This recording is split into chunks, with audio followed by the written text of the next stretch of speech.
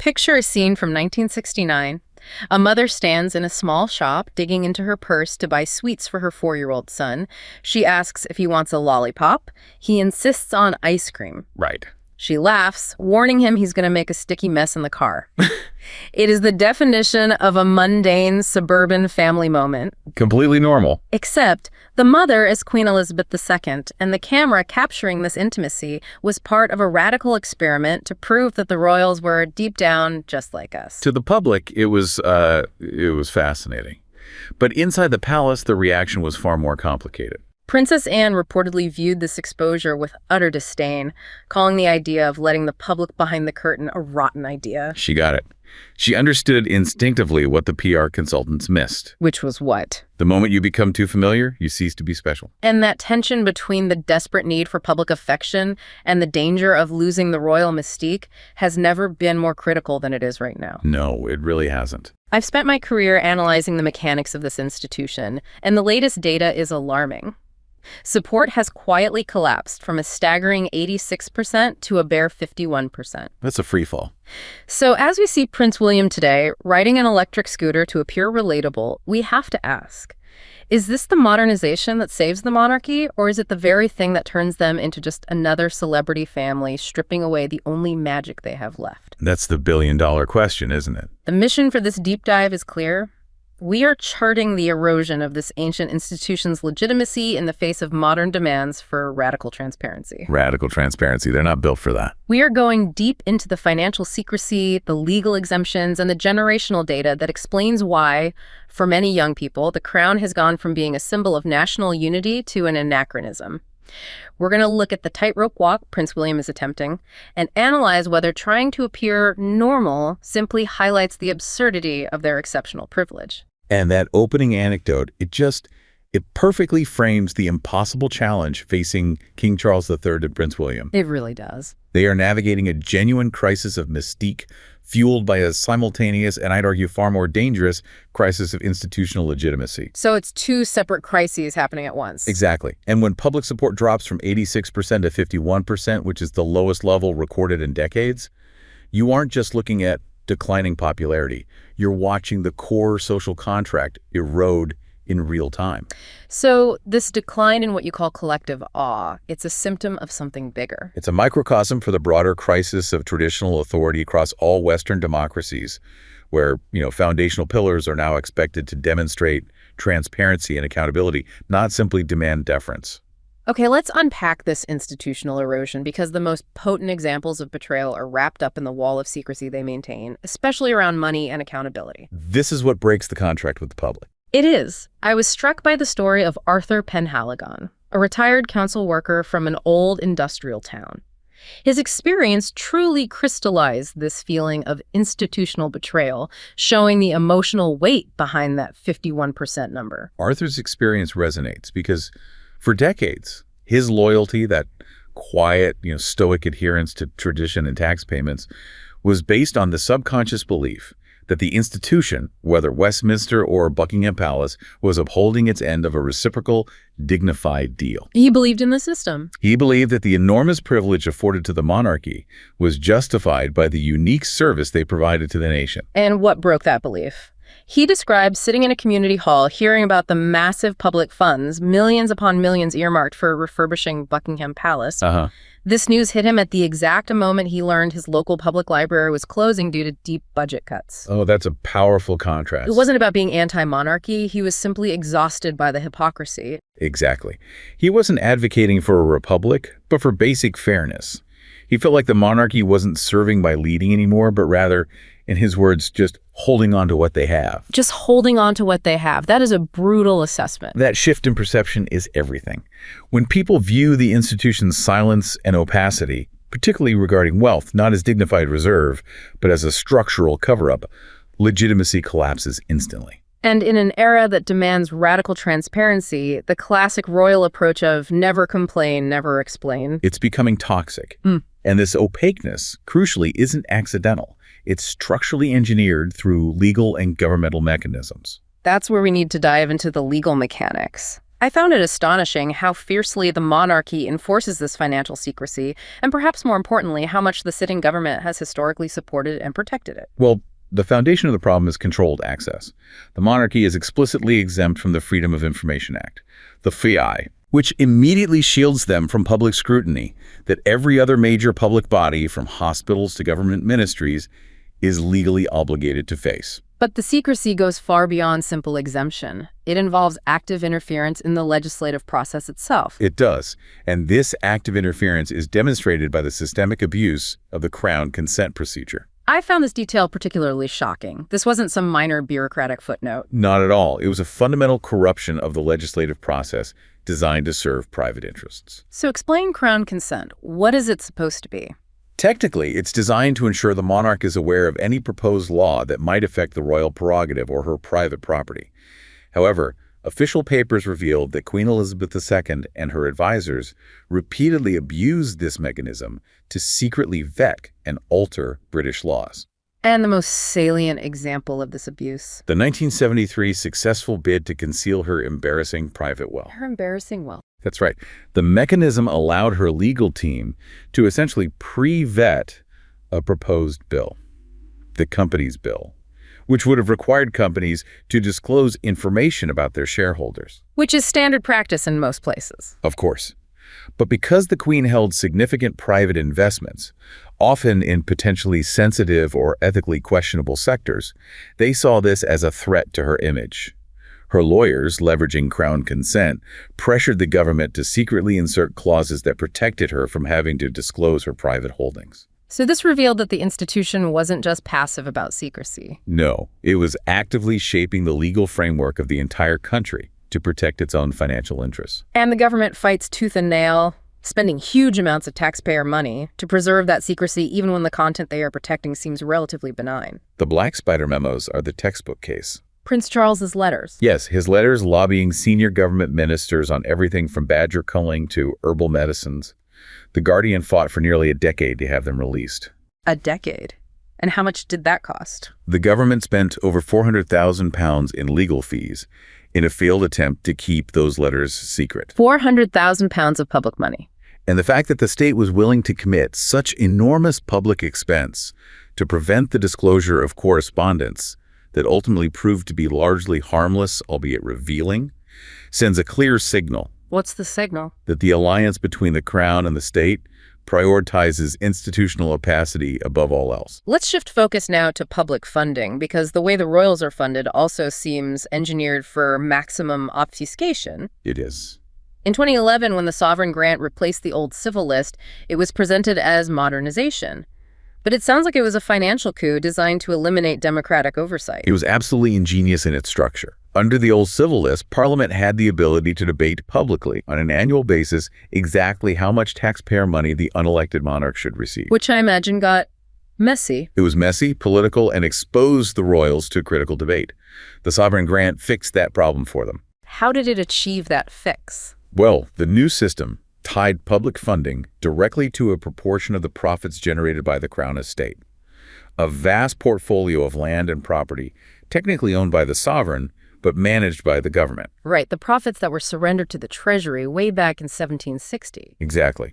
So by tying the annual grant to a percentage of these profits, currently 25%, the royals effectively removed the annual messy parliamentary debate entirely. They created a massive guaranteed income stream. Totaling $86 million this year, that operates on autopilot. So it's guaranteed income without democratic review. But if you are a taxpayer and you want to assess the value for money, what the working royals actually did for that $86 million, you run straight into the next wall of secrecy. That assessment is designed to be virtually impossible for the public. How so? If a reporter or an interested citizen asks for a breakdown of royal activities, the palace directs you to the daily court circular, a non-searchable, chronological daily list of engagements.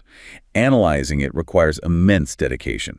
It literally took a team of software engineers and the paper records painstakingly compiled over 44 years by Tim O'Donovan, an amiable retired insurance broker, just to attempt a comprehensive analysis of royal engagements. Wait, A retired insurance broker had to do this work? For 44 years. That is dedication, but the point is that the institution's gatekeeping forces a private citizen to do the work of a government auditor. It suggests an act of resistance to any transparent assessment of their public function and efficiency. It absolutely does. And this institutional secrecy isn't just about public funds. We must address their private, largely untouchable wealth, which is staggering. It really is. We know King Charles III is the richest monarch in modern British history, becoming the first billionaire king after his mother's death, with his wealth propelled to nearly £2 billion. And that private wealth is protected by a series of truly astounding tax anomalies. Precisely. Unlike almost every other citizen, there is no inheritance tax on assets passed from sovereign to sovereign. A measure put in place to ensure the financial security and continuity of the monarchy. And on top of that, income tax is technically still a voluntary gesture, only reintroduced in the 1990s following massive public scrutiny. The biggest engines of this private wealth are the duchies of Lancaster and Cornwall, which must be understood in detail to appreciate the scale of their tax exemption. Yes, the duchies are essentially the monarchy's private, centuries-old investment portfolios. They generate huge, untaxed annual profits between $20 million, $25 million for the monarch and the heir, respectively. And we can't simply call them land holdings. No, not at all. The Duchy of Cornwall, for example, is a massive commercial entity that holds not just rural farming land and grouse moors, but also highly profitable industrial estates, significant commercial property holdings in central London, and even properties like the Oval Cricket Ground. The Oval Cricket Ground. So these are complex, modern commercial operations that, because of their unique royal designation, are exempt from corporation tax and capital gains tax obligations that every other commercial entity must abide by. So it positions the royals as rich as any global plutocrat, yet entirely insulated from the financial scrutiny and tax obligations faced by ordinary wealthy citizens or corporations. And that inherent structural financial privilege is what makes Arthur Penhaligon's sense of betrayal so potent. It all comes back to that. It does. He sees a system that operates by rules that fundamentally exclude the very people who pay for it. If the financial maneuvers weren't enough, the final frontier of their institutional secrecy is death itself, the sealing of royal wills. This custom seems to define institutional control more than anything else. It is perhaps the most extreme demonstration of the Crown's desire to control its narrative, even posthumously.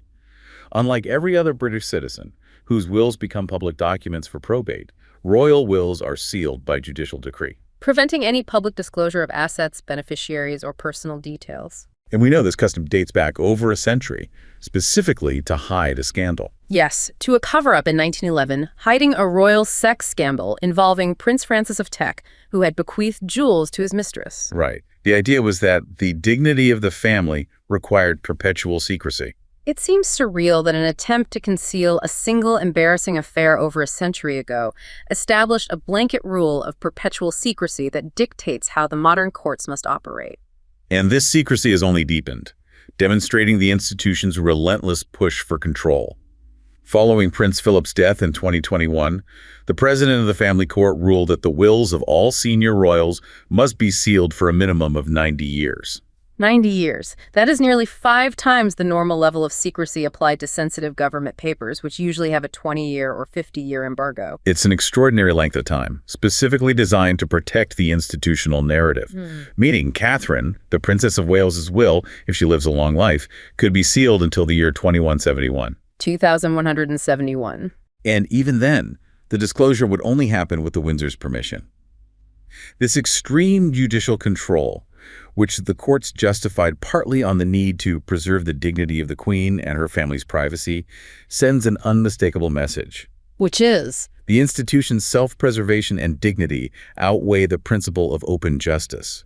This entrenched wall of secrecy, covering finances, political lobbying, and even death, is the primary source of the crisis of institutional legitimacy. That sets the stage perfectly for Phase 2, the modernization tightrope.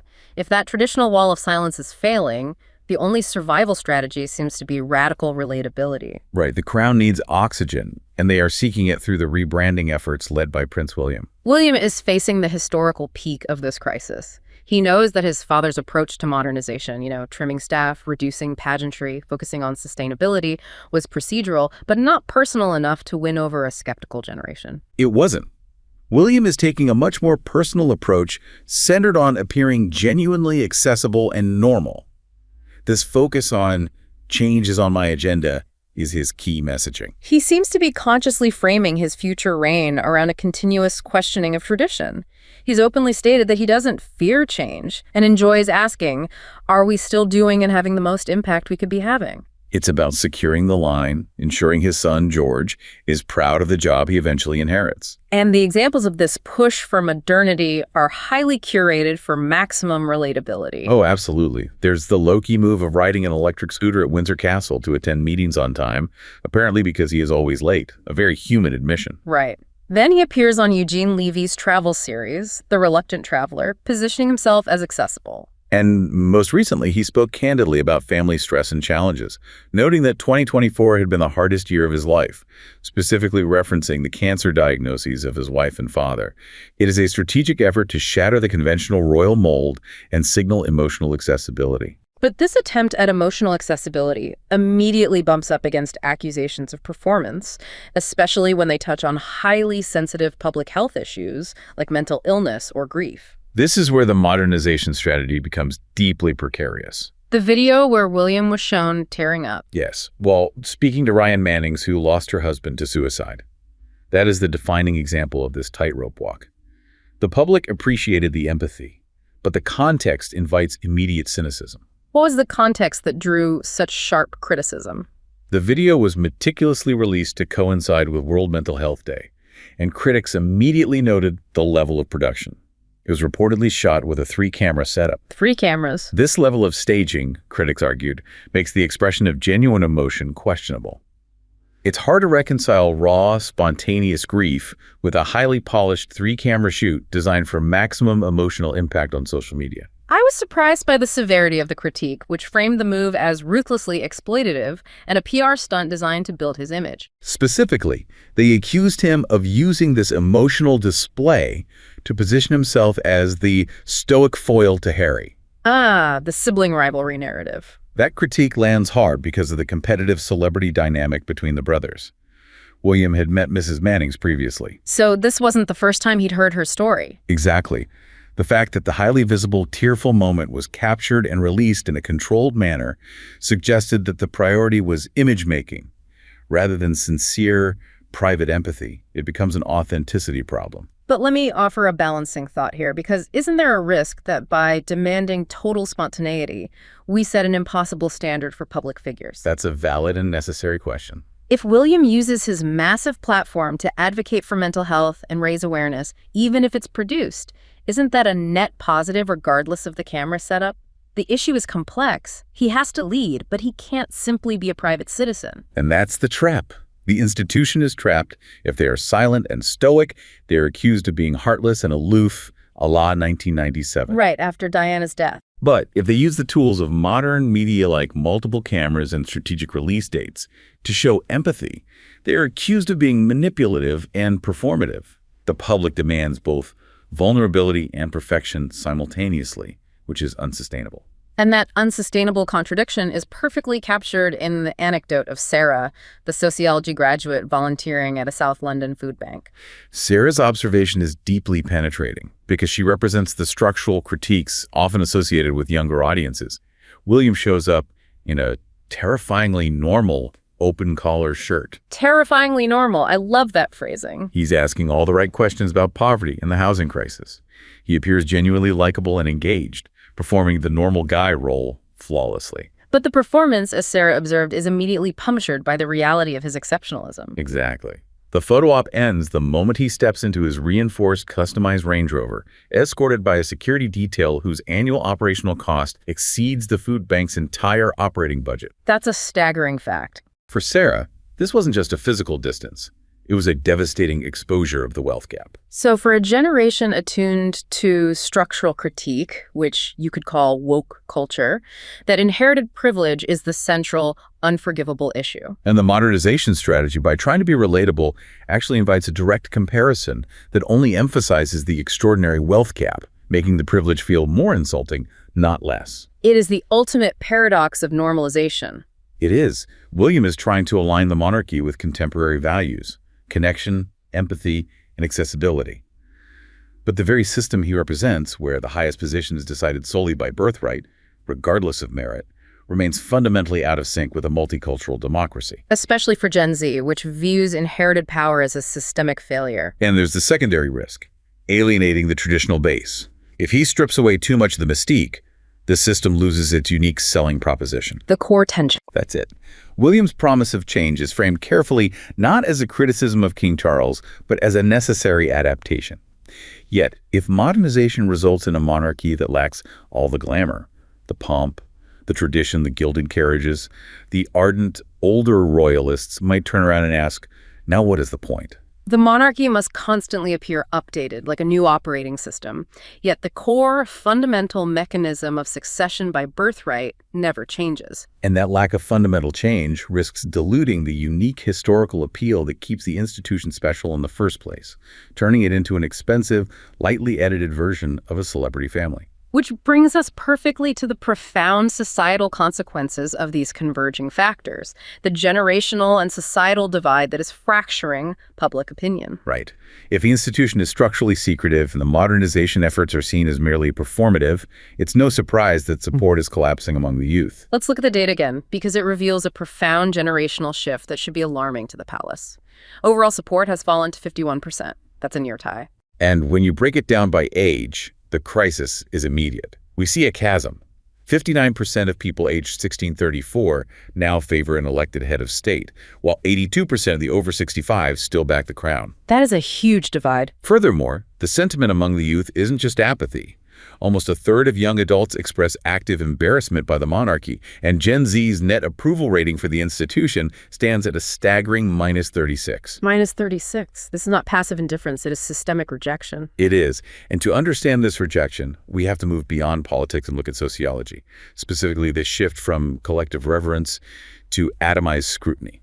I love this framing. It's beautifully illustrated by the analogy of a coronation viewing in a suburban home. Margaret the grandmother versus Leo the 19-year-old grandson. This analogy helps us understand why the institution no longer commands automatic awe. Margaret, glued to the TV watching the Gold Coach, is experiencing what Emile Durkheim called collective effervescence. A communal high. Exactly. For her, the event is sacred.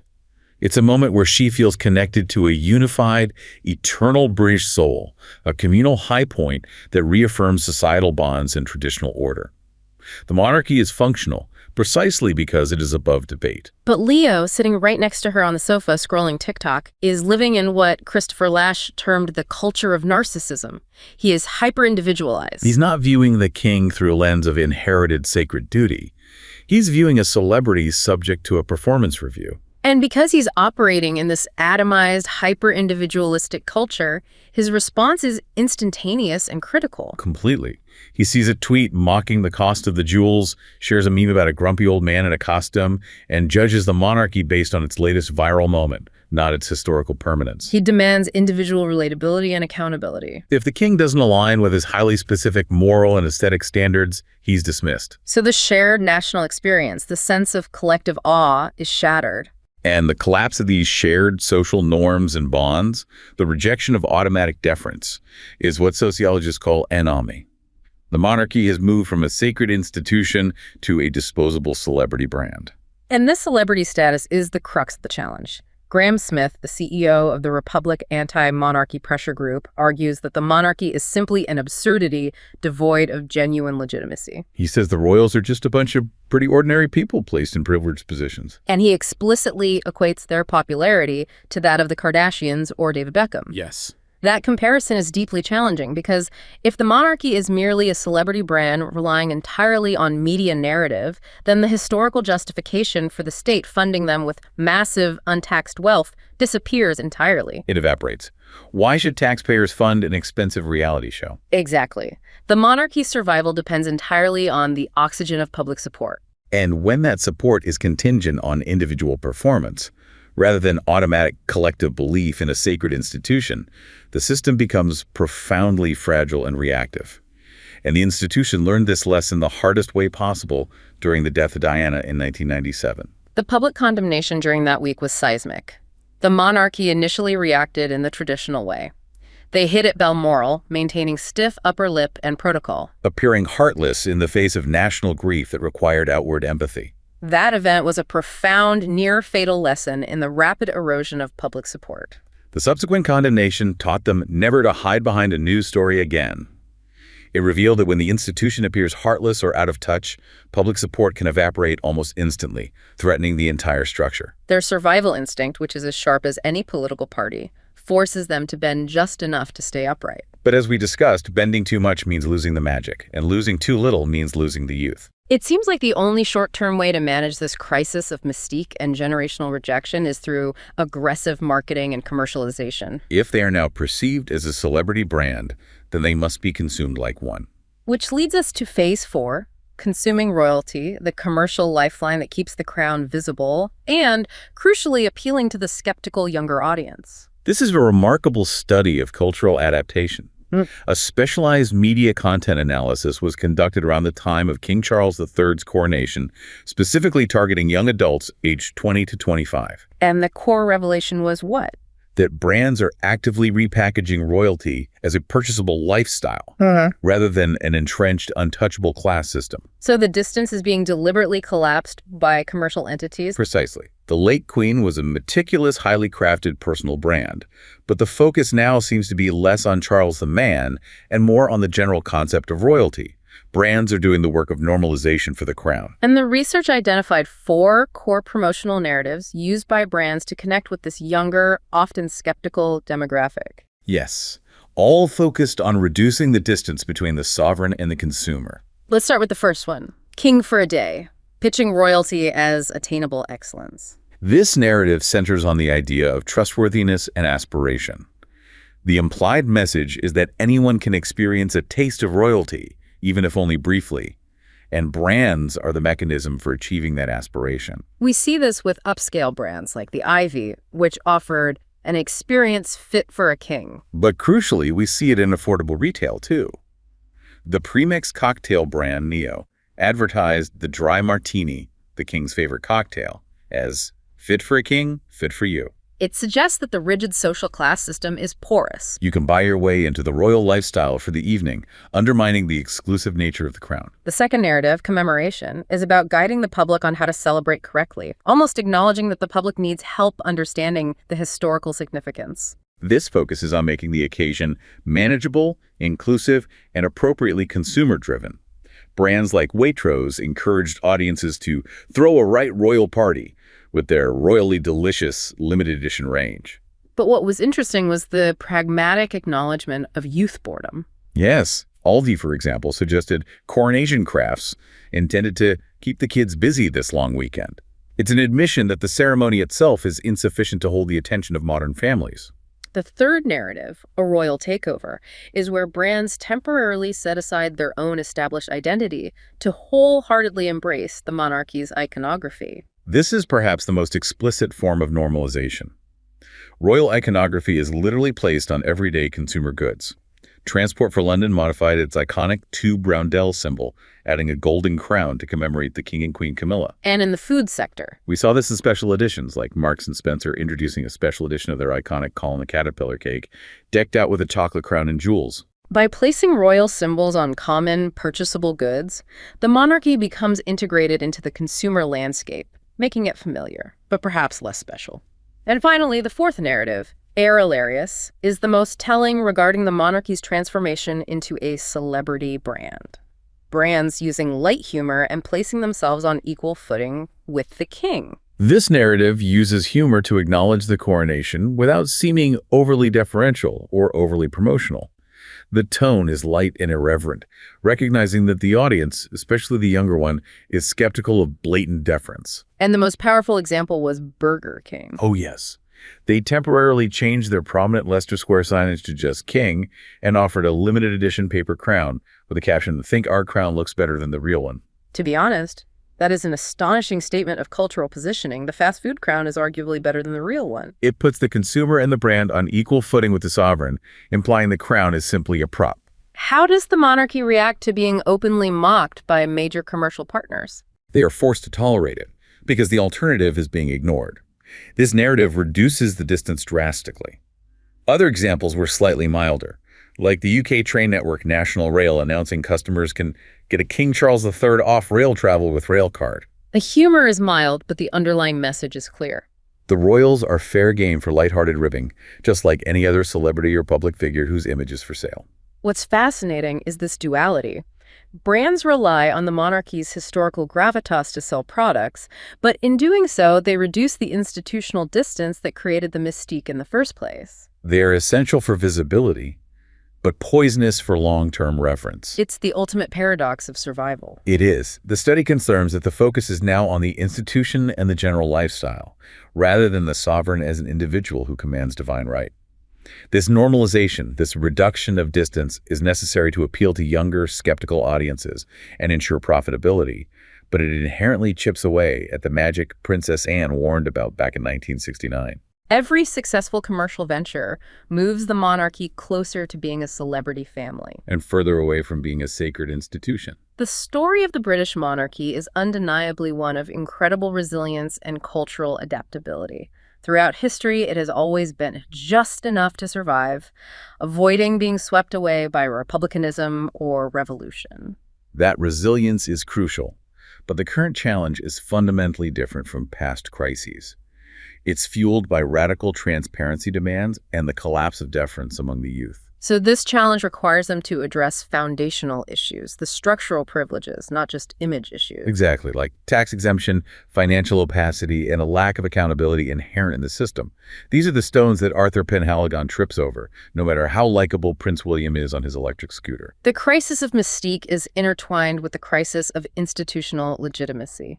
And the future trajectory of the monarchy doesn't depend on how performatively modern Prince William can be, but on whether the institution can effectively reconcile its deep structural privilege, which is legally enforced and financially protected, with the contemporary demand for equity and radical transparency. The system currently operates by bending just enough to stay upright. But the core tension between the need to be mysterious to be special and the need to be normalized to be loved remains the defining challenge for King Charles and Prince William as they navigate this era, knowing that their survival is contingent on an ever-decreasing amount of public oxygen.